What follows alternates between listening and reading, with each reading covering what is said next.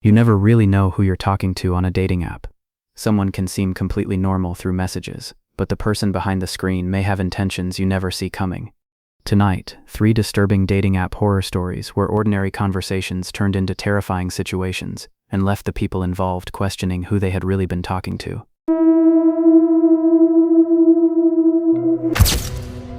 I had been using dating apps for about 6 months when I matched with a woman named Rachel. Her profile looked completely normal. She worked at a veterinary clinic, liked old movies, and had a golden retriever that appeared in at least half of her pictures.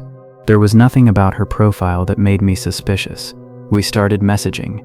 At first, it was just casual conversation. She told me about her job. I told her about mine. We talked about movies, restaurants, and places we'd traveled. After almost 2 weeks, we decided to meet. She suggested a restaurant in the city that was usually busy on Saturday nights. I agreed because it seemed like a good place for a first date. The night before, we confirmed everything. She said she'd be wearing a green jacket. I told her I'd be sitting near the entrance. The next evening, I arrived around 6:50. The restaurant was crowded, but I found a table where I could see the front door. I ordered a drink and waited. At around 7:10, a woman wearing a green jacket walked through the entrance. She looked at her phone. Then she looked around the restaurant. I assumed it was Rachel. I stood up and walked toward her. Before I could introduce myself, she looked at me and said, "You're not Daniel." I stopped. For a second, I thought I'd heard her wrong. I told her my name. She stared at me, then looked down at her phone again. She seemed genuinely confused. Finally, she turned the screen toward me. She was waiting for someone named Daniel. Same restaurant, same time, same description. Green jacket. I thought maybe we'd both been given the wrong information. Then she asked to see my phone. I opened the dating app and showed her the conversation. My match's name was Rachel. She looked at the profile. Her expression changed. "That's me." I asked what she meant. She showed me her own dating profile. Same photographs, same dog, same veterinary clinic, same biography. Everything was identical. We were both looking at the same woman, except she was sitting across from me, and she had never been the person I had been talking to. We sat down because neither of us really knew what else to do. Rachel told me she'd been messaging the account for almost 2 weeks too. Then we started comparing our conversations. At first, the messages were almost identical. The same jokes, the same questions, the same comments about movies. But eventually, there were differences. The account had told me Rachel lived alone. She said she lived with her sister. It had told me she worked until 6 p.m. She said her schedule changed constantly. It had told me her favorite restaurant was an Italian place nearby. She had never even been there. Then Rachel showed me a message she had received that morning. It said, "Don't tell him about the other date." She had assumed it was some strange joke. I opened my conversation. I'd received something similar.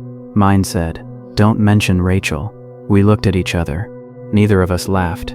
We started scrolling through the conversations again. That's when we noticed something more disturbing. The account had been asking questions that didn't seem important when we'd answered them. Where did you work? What time did you usually finish? Did you live alone? What kind of car did you drive? When were you normally free? What days did you usually stay home? At the time, they had sounded like normal dating questions. Now they sounded like someone collecting information. Rachel suddenly stopped scrolling. She looked through the restaurant window. "Is that your car?" I turned around. My car was parked across the street. She pointed toward the windshield. There was something underneath the wiper, a small white envelope. Neither of us wanted to go outside. We asked a restaurant employee if they could retrieve it. A few minutes later, the employee came back carrying the envelope. Inside was a photograph. I expected to see Rachel. Instead, it was a picture of the two of us sitting at the table, together. The photograph had clearly been taken after we sat down. I looked around the restaurant. People were eating, talking, looking at their phones. Nobody appeared to be watching us. Rachel turned the photograph over. Someone had written 4 words on the back, "Thank you for coming." The employee asked if everything was okay. Neither of us knew what to say. We didn't want to cause a scene. We didn't know who had taken the photograph, and we didn't know whether the person was still inside the restaurant. so we left through the rear entrance. We didn't walk out together, we went in different directions. I drove around for almost an hour before going home. That night, the dating account disappeared. Rachel's account disappeared too. I tried searching for the profile through another account. Nothing. It was as if it had never existed. I never found out who had created it. I don't know who Daniel was. I don't know whether there was ever a real person behind the photographs. And I don't know why someone would spend nearly 2 weeks talking separately to two strangers just to make them meet. Maybe they wanted information. Maybe they wanted to see whether they could manipulate people. Maybe there was another reason entirely. But one detail still bothers me. The photograph wasn't taken when we first arrived. It was taken after we sat down together, which means whoever took it had to be close enough to see us clearly, and neither of us noticed them. That night taught me something I hadn't really considered before. When you meet someone through a dating app, you think the dangerous part is meeting a stranger, but that wasn't what happened to me. I didn't meet the person I'd been talking to. I met another stranger who had been given the same instructions. And somewhere between our first messages and that restaurant table, someone had learned enough about both of us to make sure we would be sitting there together. That was only the first story. The next two show how quickly a normal connection with someone online can turn into something far more disturbing. I matched with a man on a dating app about a year ago. His profile looked completely normal. He said he worked as an architect, had pictures from hiking trips, restaurants, and a family wedding. Nothing about him seemed strange, and our conversations were actually pretty easy. We talked for about a week before he suggested meeting. Before we did though, he kept asking where I lived. At first it didn't bother me. He asked what neighborhood I was in. I gave him the general area. Then he asked whether I lived alone. I told him I had a roommate. A few days later he asked how long I'd lived there. I laughed and told him, "Are you conducting an interview?" He laughed too. Just curious. I didn't think much about it. Eventually, we arranged to meet at a coffee shop near my workplace. The date was actually good. He was polite, funny, and easy to talk to. There were no obvious red flags. We talked for almost 2 hours. When we left, he walked with me for part of the way before we said goodbye. I went home. About 20 minutes later, my phone buzzed. It was a message from him. "Your building looks nicer than I expected." I stopped walking. I stared at the message for several seconds. I hadn't told him my building. I hadn't even told him the street I lived on. I replied, "What do you mean?" He answered almost immediately, "Nothing, just joking." I asked him again. He said he'd probably misunderstood something I'd said. I didn't want to make a big deal out of it. Maybe I had accidentally mentioned it. Maybe he had seen my address somewhere online. I let it go. A few days later, we talked about meeting again. That morning, he suddenly canceled. He said he thought we should take things slowly. I wasn't disappointed. If anything, I was a little relieved. That night, I received an email from my apartment building's management company. It was a routine maintenance notice. There was an attachment showing part of the building's basement. I opened it without thinking. Then I recognized the hallway. It was the hallway outside my storage locker. I knew that because the small scratch on the wall beside my locker was visible in the photograph. I stared at it. I had never sent that man a picture of my building. I hadn't sent him anything showing the basement. I emailed the property manager and asked why that photograph had been included. They apologized. They said it was an old photograph that had accidentally been attached to the email. I accepted the explanation. There wasn't really anything else I could do. Anything. For several weeks, nothing happened. I stopped talking to the man. Eventually, I forgot about him. Then, one evening, I got another dating app match. Another, different name, different photographs, completely different profile. We exchanged a few messages. Then he sent, "I think we've talked before." I asked where. He replied, "You don't remember the coffee shop?" I immediately stopped responding. The wording bothered me. It was too specific. I checked the profile again. There was nothing connecting this person to the first man. Different photographs, different name, different job. But something about the way he wrote reminded me of the first conversation. I blocked him. Then I went back through my old messages with the original man. This time, I read them differently. There were questions I'd barely noticed when he'd asked them. What floor do you live on? Does your building have underground parking? Does your front entrance lock automatically? What time do you usually get home? I had answered some of them casually. Not my exact address, not enough to tell someone exactly where I lived, but enough to understand the building, its entrances, its parking, my routine. I suddenly realized that during our conversations, I had been giving him pieces of information without realizing how useful those pieces could become when put together. I deleted the dating app. I changed several passwords. I stopped posting photographs that showed anything around my apartment. A few months later, I moved to a different place. While packing my old apartment, I found an old photograph I had uploaded to my dating profile. It was just a picture of me standing outside the building. I'd completely forgotten about it. I looked at it again. The building number was visible behind me. So was the entrance, and that's what makes the whole thing so unsettling. Nothing happened that I could point to and say, this is exactly what he did. There was no confrontation, no break-in that I could prove, no obvious threat, just a series of small things that seemed harmless when they happened separately. A question about where I lived, another question about my schedule, a message about my building that he shouldn't have been able to send, a second dating profile that somehow knew about our coffee date, and an old photograph I'd forgotten I'd made public.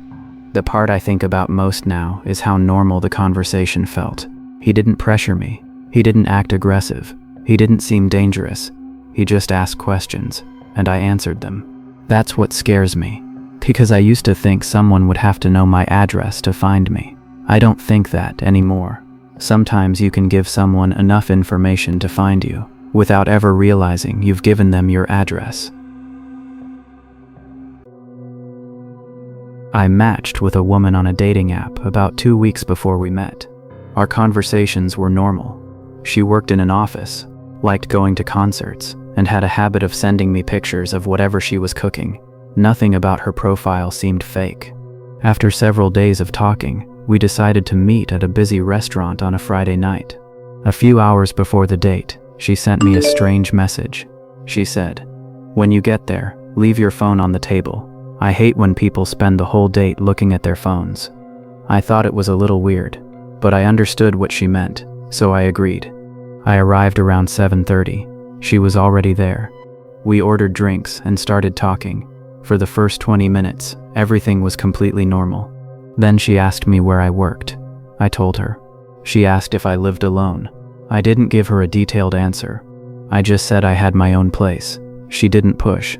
A few minutes later, she got up to use the bathroom. I stayed at the table. My phone was sitting beside my drink exactly where she'd asked me to leave it. Then it vibrated. I glanced down. It was a notification from my home security app. At first, I thought it was some kind of error. Then I read it again. Front door opened. I felt my stomach drop. I live alone. I checked the camera through the app. The camera showed my apartment hallway. Nothing was happening. Nobody was visible. I assumed the sensor had malfunctioned. Then my phone vibrated again. Front door closed. I stared at the screen. I checked the camera again. Still nothing. I called my apartment. Nobody answered. I wasn't sure what to do. Calling the police seemed ridiculous because I didn't even know whether someone had actually entered. The woman came back to the table. She immediately noticed something was wrong. She asked what happened. I told her about the security notification. She looked at me for a few seconds. Then she said, "You need to leave." I asked why. She didn't answer immediately. Instead, she looked toward the restaurant entrance. A man had just walked inside. He wasn't doing anything suspicious. He was wearing a dark jacket and carrying a backpack, but the woman recognized him. She quietly told me she'd seen him before. Not in person, through another dating account. She said she'd been talking to someone who kept asking where she lived. She eventually stopped responding. A few days later, she noticed another account using different photographs, but asking almost the same questions. She believed the two accounts were connected. Then she looked at me. "Has anyone asked you where you live?" I told her about our conversations. Her face changed. She said she had never asked me for my address. She didn't know where I lived. Neither of us understood how my home security notification could have happened at that exact moment. I checked the camera again. Nothing. The man near the entrance had disappeared. The woman said we should leave. We didn't go through the main entrance. We used a side exit and walked to a nearby business. From there, I called a friend and asked him to go to my apartment. I didn't want to go back alone. My friend arrived before I did. He called me. He said the apartment looked normal. Nothing had been stolen. No windows were broken. The front door was locked. I asked him to check the bedroom. He went quiet. Then he said, "Your bedroom window is open." I knew I'd closed it that morning. My friend checked the room. Nobody was there. But something else bothered him. There was a restaurant receipt sitting on the windowsill. I asked him what restaurant. He read the name. It was the exact restaurant where I was sitting. I looked at my own receipt. Same restaurant. Same night. The timestamp on the receipt was 40 minutes earlier. I hadn't left the restaurant. My friend hadn't been there. Neither of us knew how it had gotten onto my windowsill. I didn't go home that night. I stayed with my friend. The woman and I stopped talking after that. I deleted the dating app, changed the locks, changed my passwords. I never saw her again. A few months later, I received an email from the dating platform. My account had been removed. The message said there had been unusual activity connected to multiple accounts.